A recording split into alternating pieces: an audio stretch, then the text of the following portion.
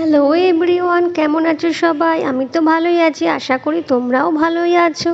কার কার এই ফলটা খেতে ভালো লাগে? আমার তো দারুণ লাগে, আর আমি বাজারে দেখলেই এই ফলটা নিয়ে আসি।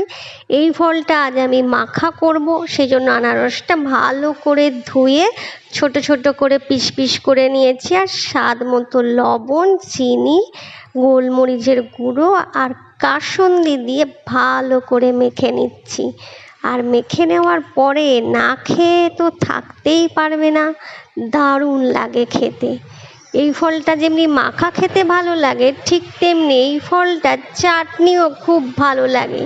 আর হ্যাঁ, কার কোনটা ভালো লাগে অবশ্যই কমেন্টে জানিও কিন্তু। আমার তো দুটোই খেতে ভালো লাগে।